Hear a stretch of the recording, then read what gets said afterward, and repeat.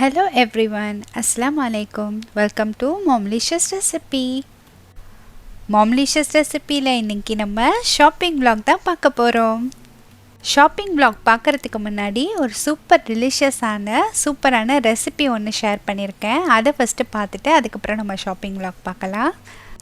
பார்க்கவே எவ்வளோ டெலிஷியஸாக இருக்குல்ல. நம்ம இன்னைக்கு பால் கொல்கட்டை ரெசிபி தான் பார்க்க போகிறோம்.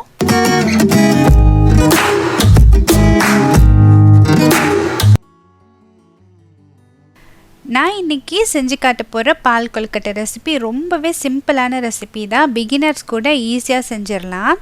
முதல்ல பால் கொல்கட்டைக்கு 1 கப் அளவு அரிசி மாவு எடுத்திருக்கேன். இந்த அரிசி மாவு நார்மலாக நான் கடையில் வாங்கின அரிசி மாவு தான். நீங்கள் இடியாப்பு மாவு இருந்தாலும் எடுத்துக்கலாம், இல்லை கொல்கட்டை மாவு இருந்தால் கூட எடுத்துக்கலாம். 1 கப்பில் கொஞ்சமாக உப்பு சேர்த்து மிக்ஸ் பண்ணி விட்டதுக்கப்புறமா 1 கப் அளவு நல்லா சுடு தண்ணி எடுத்திருக்கேன். அதை இந்த மாதிரி மாவோடு சேர்த்து ஸ்பூன் வச்சு ஃபஸ்ட்டு நல்லா மிக்ஸ் பண்ணி விட்டுக்கோங்க. 1 கப் தண்ணியையும் முழுசாக சேர்த்துறாமல் கொஞ்சமாக சேர்த்து முதல்ல ஸ்பூன் வச்சு மிக்ஸ் பண்ணிக்கோங்க. ஏன்னா சுடு தண்ணி சேர்க்குறதால கை சுட்டுரும். அதுக்கப்புறமா கொஞ்சம் லைட்டாக ஆறி வந்ததுக்கப்புறமா கையால் மிக்ஸ் பண்ணி விட்டுக்கோங்க. இடியாப்ப மாவுக்கு பதம் தெரிஞ்சவங்க இடியாப்ப மாவு பதத்துக்கு பிசைஞ்சிக்கோங்க. அது தெரியாதவங்க கையில் எடுத்து உருட்டுற மாதிரி அளவுக்கு பிசைஞ்சிக்கோங்க. இந்த மாதிரி மாவு நல்லா பிடிக்க வரணும், அந்த மாதிரி அளவுக்கு பிசைஞ்சிக்கோங்க. இப்போ நம்ம பிசைஞ்சு எடுத்து வச்சுருக்க மாவை நல்லா குட்டி குட்டியாக தெறிப்புகள் எதுவுமே இல்லாமல் உருட்டி எடுத்து வச்சுக்கலாம். இந்த மாதிரி முடிஞ்ச அளவுக்கு நல்லா குட்டி குட்டியாக உருட்டிக்கிட்டிங்கன்னா உள்ளேயும் நல்லா வெந்து வரும். அதுக்கப்புறம் நம்ம பாலோடு எடுத்து சாப்பிடும் போது கொழுக்கட்டை வந்து நல்லா சாஃப்டாக இருக்கும், ரப்பர் மாதிரி கல்லாக இல்லாமல். இப்போ எல்லாத்தையும் உருட்டிட்டு அடுத்து என்ன செய்யலான்னு பார்க்கலாம்.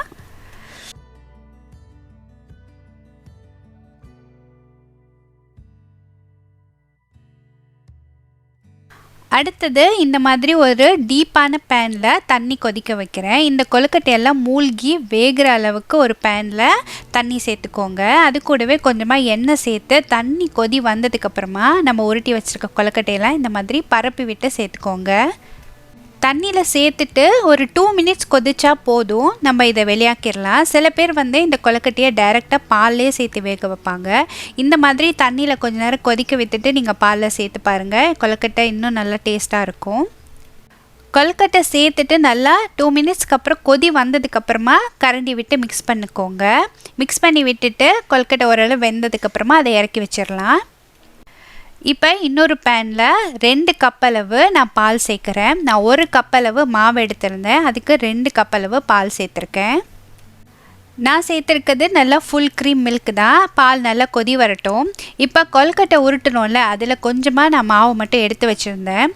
இதில் ஒரு 1/4 கப் அளவு தண்ணி விட்டு இதை நல்லா கரைச்சி எடுத்து வச்சுக்கலாம். தனியாக அரிசி மாவை கூட நீங்கள் தண்ணியில் கலந்துக்கலாம். ஆனால் இந்த மாதிரி கொல்கட்டை மாவுலேயே கொஞ்சம் எடுத்து வச்சு தண்ணியில் மிக்ஸ் பண்ணிக்கிட்டால் ஈஸியாக இருக்கும். இந்த அரிசி மாவு தண்ணி வந்து பால் கொழுக்கட்டைக்கு நல்ல ஒரு திக்னஸ் கொடுக்கும். ஸோ இதனால் இதை ஸ்கிப் பண்ணிடாதீங்க. அடுத்தது நம்ம வெந்த கொழுக்கட்டையெல்லாம் தனியாக ஒரு பிளேட்டில் எடுத்து வச்சிடலாம். இப்போ பார்த்திங்கன்னா பால் நல்லா கொதிச்சு வந்துருச்சு. பால் நல்லா கொதிச்சு வந்ததுக்கப்புறமா சர்க்கரை சேர்த்துக்கலாம். நான் வந்து நாட்டு சர்க்கரை தான் சேர்க்குறேன். இந்த மாதிரி பொடிச்ச சர்க்கரை மண் தூசி எதுவுமே இல்லாத சர்க்கரைனால நான் டைரெக்டாக சேர்த்துக்கிறேன். நீங்கள் வெல்லம் அந்த மாதிரி சேர்த்திங்கன்னா கொஞ்சமாக தண்ணி சேர்த்து வெல்லத்தை நல்லா கரைச்சி பாகாட்டம் காய்ச்சிட்டு அதுக்கப்புறமா சேர்த்துக்கோங்க.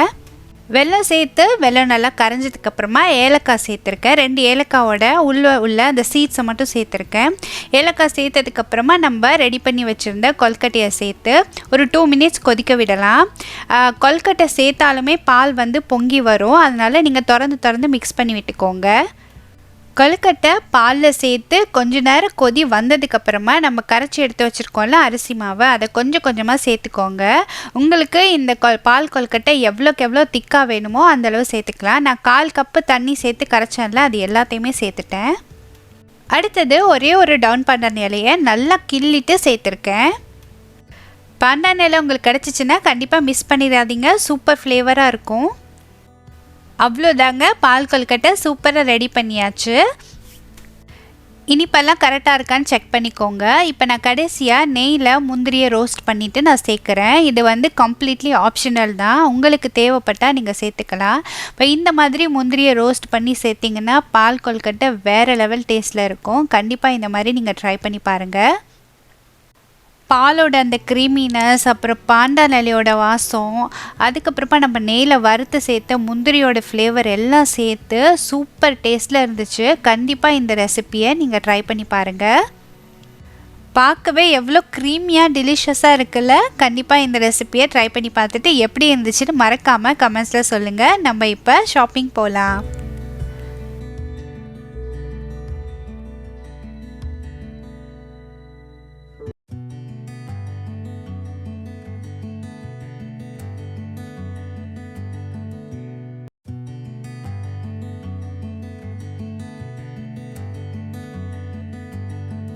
நான் இன்றைக்கி ஷாப்பிங் பண்ணுறதுக்காக கேலாங் வந்திருக்கேன். கேலாங்கில் என்ன ஸ்பெஷல்னு பார்த்தீங்கன்னா, ஹிஜாபீஸ்க்கு தேவையான எல்லா திங்ஸுமே நம்ம இங்கே வாங்கிடலாம். லாங் ட்ரெஸ்ஸஸ், அபாயா, ஸ்கார்ஃப், அதுக்கப்புறம் நம்ம ஹிஜாப்க்கு யூஸ் பண்ணுற பின்ஸ், அப்புறம் இன்னர் கேப் எல்லாமே வந்து இங்கே ஒரே இடத்துல நம்ம வாங்கிக்கலாம். கேலாங்கில் இன்றைக்கி நான் வந்திருக்கிறது கேலாங் மார்க்கெட் தான். இங்கே வந்து கேலாங் செராய்னு சொல்லுவாங்க. கீழே ஃபுல்லாக மார்க்கெட்ஸ், ஃபுட் ஷாப்ஸ் எல்லாமே இருக்கும். மேலே பார்த்திங்கன்னா நம்ம ஹிஜாபீஸ்க்கு தேவையான எல்லாமே இருக்கும். இப்போ நம்ம மேலே போய் பார்க்கலாம்.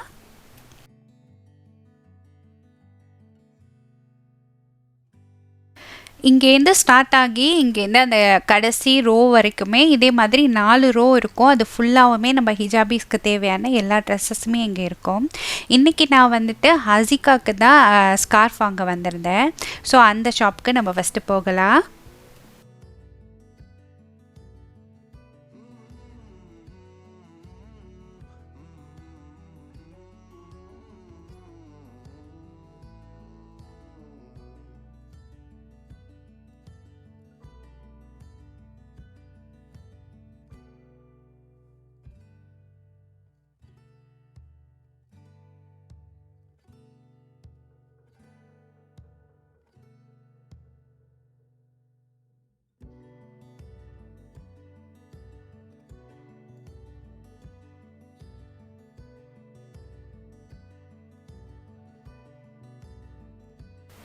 இந்த ஷாப்பில் தான் நான் ஹசிகாக்கு ஸ்கார்ஃப் வாங்க போகிறேன். இந்த கடையில் கிட்ஸ்க்கு தேவையான எல்லா மாதிரி ஸ்கார்ஃபும் கிடைக்கும்.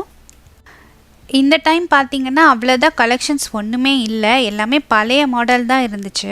கோவிட்க்கு முன்னாடி பார்த்திங்கன்னா இப்போ இந்த மந்த் வந்து நீங்கள் ஒரு ஷால் வாங்கிட்டு போகிறீங்கன்னா அடுத்த மந்த் வந்தால் அந்த ஷால் இருக்காது, வேறு மாதிரி டிசைன்ஸ் தான் இருக்கும். ஸோ இம்போர்ட்டட் ஐட்டம்ஸ் தான் இங்கே நிறையா செல் பண்ணுவாங்க. மலேசியா, இந்தோனேஷியா அந்த மாதிரி இம்போர்ட் பண்ணி. ஸோ இப்போ வந்து கோவிட்னால பார்த்திங்கன்னா அதிகமாக ஐட்டம்ஸ்லாம் இம்போர்ட் பண்ணுறதில்லன்னு நினைக்கிறேன். ஸோ நான் முன்னாடி எப்போ வந்து பார்த்தனோ அதே மாதிரி ஷால்ஸ் தான் இன்னமும் அந்த கடையில் செல் பண்ணிகிட்ருக்காங்க.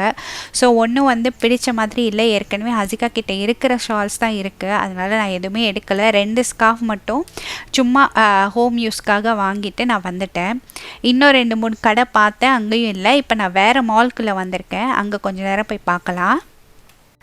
நம்ம ஃபஸ்ட்டு போனோம்ல கேலாங் மார்க்கெட், அதுக்கும் ஆப்போசிட்டில் இருக்கிற மால்க்கு தான் நான் வந்திருக்கேன். இங்கே ஃபர்ஸ்ட் ஃப்ளோரில் பார்த்தீங்கன்னா ஃபுல்லாக கர்டன்ஸ், பெட்ஷீட்ஸ், அதுக்கப்புறம் சோஃபா கவர் அந்த மாதிரி வச்சு செல் பண்ணுவாங்க.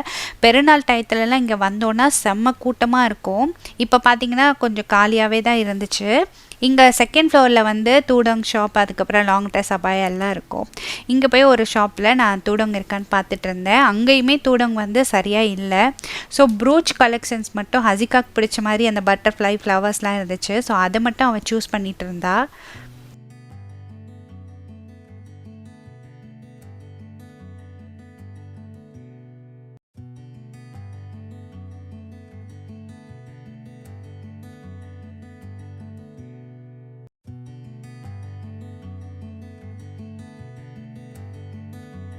இங்கேயுமே வந்து ஹசிகாக்கு சூட் ஆகிற மாதிரி ஷால்ஸ் எல்லாம் எதுவுமே இல்லை. ஸோ பார்த்துட்டு ஹிஜாப் பின்ஸ் மட்டும் வாங்கிட்டு நாங்கள் இங்கேருந்து கிளம்பிட்டோம்.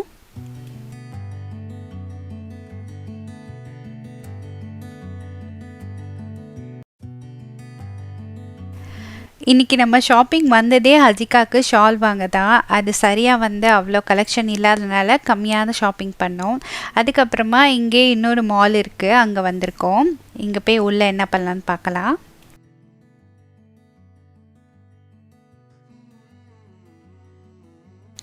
முன்னாடிலாம் நம்ம ஷாப்பிங் வந்தாலே பார்க்குற சாப்பாடு கடையிலலாம் அங்கே என்னென்ன ஸ்பெஷல் இருக்கோ அது எல்லாத்தையும் வாங்கி சாப்பிட்டுக்கிட்டே தான் நடந்து போவோம். இப்போ அதெல்லாம் செய்ய முடியாது. நம்ம மாஸ்க்கை மாட்டிட்டு நடந்து போக வேண்டியது தான். அதே மாதிரி நீங்கள் இப்போ கடையில் உட்காந்து சாப்பிட்ணுன்னா கூட இப்போ சாப்பாடு வந்து அலௌட் கிடையாது. அப்படி சாப்பிட்னா 2 ஆள் தான் உட்காந்து சாப்பிட முடியும். இப்போ நம்ம 3 பேராக வந்திருக்கோம், அதுவும் உட்காந்து சாப்பிட முடியாது. ஸோ ஷால் கிடைக்காததால் கொஞ்ச நேரம் தான் அங்கே நம்ம மார்க்கெட்டில் இருந்தோம். இப்போ வந்து இங்கே மிஸ்டர் டிஐஒய்க்கு போகணும் அப்படின்னு சொல்லிட்டு இருந்தாங்க கிட்ஸ். அங்கே கூட்டிகிட்டு போயிட்டு கொஞ்ச நேரம் அங்கே ஏதாவது திங்ஸ் ஷாப்பிங் பண்ணிவிட்டு நம்ம சாப்பாடை பார்சல் பண்ணிவிட்டு வீட்டுக்கு போக வேண்டியதுதான்.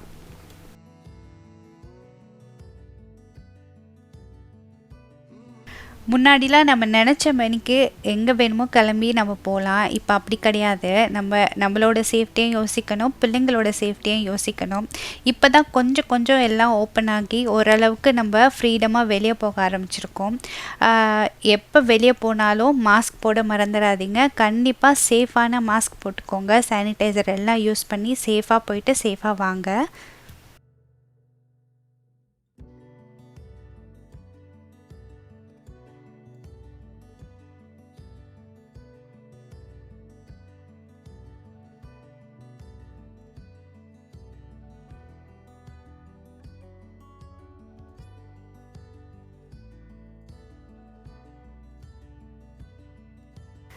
மிஸ்டர் டிஐஒய்க்கு வந்தாச்சு. இங்கே மிஸ்டர் டிஐஒய்வில் பார்த்தீங்கன்னா நம்ம டிஐஒய் செய்கிறதுக்கான எல்லா திங்ஸுமே இங்கே கிடைக்கும். நான் இங்கே எதுக்கு வந்தேன்னா, ஹசிகா இப்போ ஹிஜாப் போட ஆரம்பித்ததால் அவளுக்கும் வந்து அந்த ஹிஜாப் பின் அந்த மாதிரிலாம் தனியாக தேவைப்படுது, எனக்கும் தேவைப்படுது. ஸோ அவளோட பின்ஸ் எல்லாம் ஆர்கனைஸ் பண்ணுறதுக்கு சரியான ஆர்கனைசர் இல்லை. ஸோ அது பார்த்து வாங்கிட்டு போகலான்னு வந்தேன். நான் வாங்க போனதை விட்டுட்டு இவங்க பாட்டில் அந்த டாய் செக்ஷனில் போய் அது வேணும் இது வேணும்னு கை காட்டிகிட்டு இருந்தா.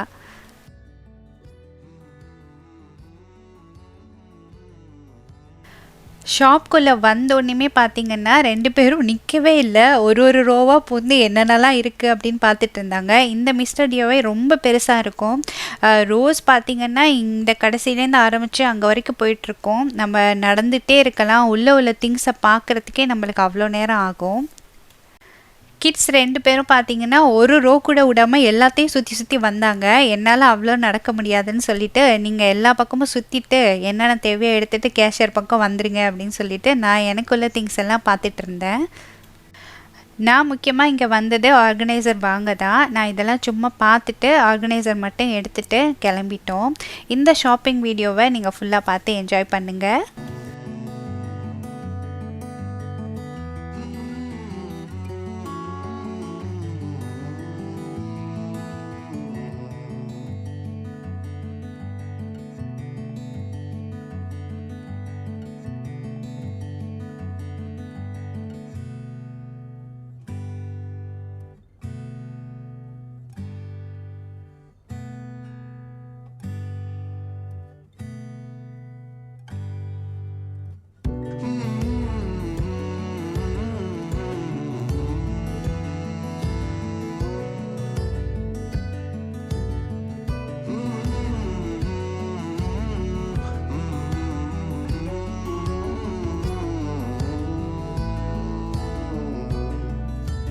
சில சிஸ்டர்ஸ் என்கிட்ட vlogs அதிகமாக போடுங்க, ஷாப்பிங் vlog அதிகமாக போடுங்க அப்படின்னு சொல்லி கேட்டிருந்தீங்க. உங்களுக்காக தான் இந்த ஷாப்பிங் vlog முக்கியமாக போட்டிருக்கேன். உங்கள் எல்லாருக்கும் இந்த ஷாப்பிங் vlog பிடிச்சிருக்கும்னு நினைக்கிறேன்.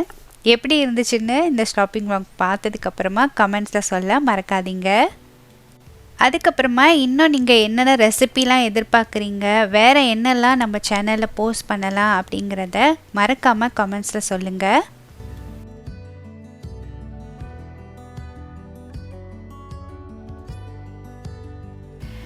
இதோட ஷாப்பிங் முடிச்சுட்டு நம்ம வீட்டுக்கு கிளம்ப வேண்டியதுதான். இன்றைக்கி ஷாப்பிங் vlog ப்ளஸ் பால் கொழுக்கட்டை ரெசிபி உங்கள் எல்லாருக்கும் பிடிச்சிருக்குன்னு நினைக்கிறேன். இந்த vlog-ஐ நீங்கள் எல்லோரும் என்ஜாய் பண்ணி பார்த்துருப்பீங்கன்னு நம்புகிறேன். உங்களுக்கு இந்த vlog பிடிச்சிருந்துச்சுன்னா கண்டிப்பாக மறக்காமல் கமெண்ட் பண்ணுங்கள். மாம்லிஷியஸ் ரெசிபிக்கு சப்ஸ்கிரைப் பண்ணாதவங்க மறக்காமல் சப்ஸ்கிரைப் பண்ணுங்கள். தேங்க்யூ ஸோ மச் ஃபார் வாட்சிங் மாம்லிஷியஸ் ரெசிபி.